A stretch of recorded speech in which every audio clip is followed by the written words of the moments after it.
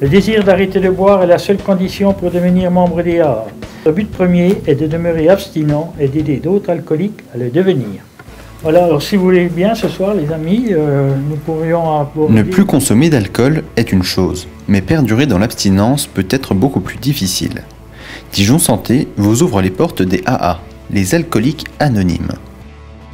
Aux alcooliques anonymes, on dit toujours, on se présente toujours, je m'appelle un tel, je suis alcoolique, même en étant abstinent, parce que malheureusement, si moi je reprends un verre demain, bon, il ne me fera rien ce verre, il ne me fera rien, mais je me dirais, ben justement, il ne m'a rien fait, je vais reprendre un deuxième, le lendemain j'en prends un ou deux, et tout de suite je renclenche le processus et je ne peux pas m'arrêter. J'ai perdu la maîtrise de boire, moi. Je suis incapable de maîtriser ma façon de boire. Et c'est pour ça, même après 19 ans d'abstinence, je veux pas faire le... Je veux pas essayer, je veux pas essayer. Hein. Parce que j'ai vu justement des gens qui en mouraient. Hein, parce que l'alcoolisme, vous savez, l'issue, elle est souvent fatale. Hein. Elle est souvent fatale, c'est soit on finit en hôpital psychiatrique, soit en maison d'arrêt ou en centrale, enfin, et soit au cimetière, malheureusement. Hein. Et il y a une autre solution, donc c'est l'abstinence. À Dijon, c'est plus de 150 personnes par an qui se rendent au AA, mais seuls 10% d'entre elles s'en sortent complètement. Nous avons un programme de rétablissement hein, qui nous aide justement à se reconstruire, à nous reconstruire, à recommencer une vie nouvelle. Hein, on considère que les gens qui viennent nous rencontrer viennent pour régler leurs problèmes d'alcool et à partir de là retrouvent confiance en eux et ont les moyens justement de repartir à zéro et de chercher tout ce qui leur manque. À partir de quel moment peut-on qualifier quelqu'un d'alcoolique ? L'alcoolisme, c'est une question de dépendance, c'est pas une question de quantité.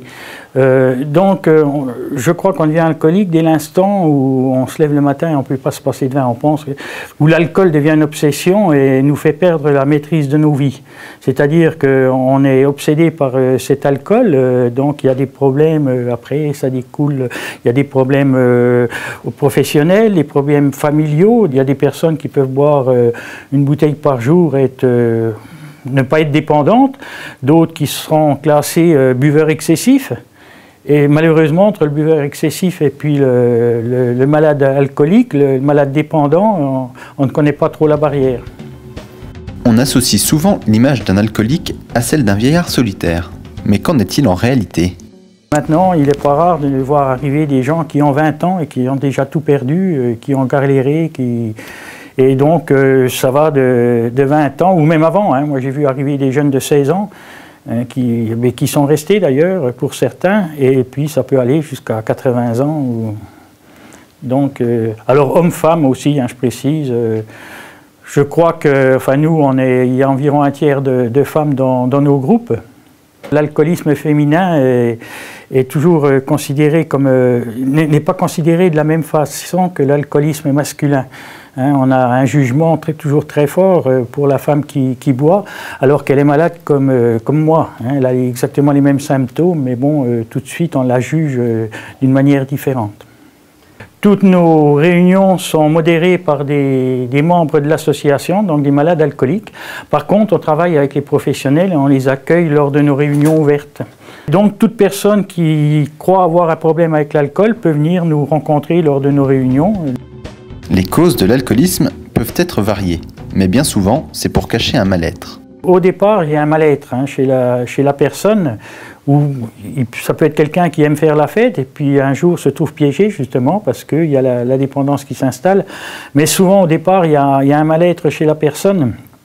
Enfin, je vois pour moi, des petits, je me croyais différent. Hein, dans mon adolescence aussi, pourtant j'ai eu une enfance heureuse, mais je me croyais différent, donc je manquais de confiance en moi, je me dévalorisais, j'avais peur aussi. Je crois qu'on dit que l'alcoolisme, c'est la maladie de la peur, de la solitude et de la non-communication.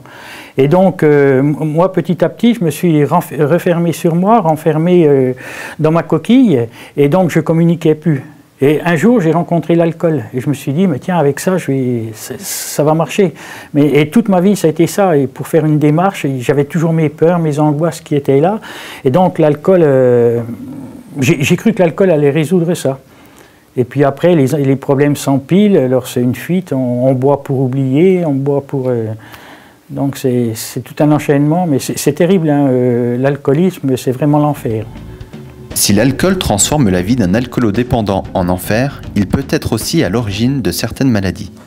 Les dangers de l'alcool sont multiples. Alors tout de suite, on a tendance à penser à la cirrhose, mais bon, il y a toutes les maladies neurologiques, les maladies cardiovasculaires. Ça peut déclencher parce que l'alcool affaiblit le corps, hein, il y a des carences en tout. Enfin, je ne suis pas de médecin, hein, mais finalement, ça peut favoriser pas mal de maladies annexes. Donc, bon, les cancers aussi, surtout, hein, cancer du fumeur, fumeur alcool, de la gorge, des poumons. Une réaction? Un témoignage? Commentez ce reportage sur dijonsanté.fr.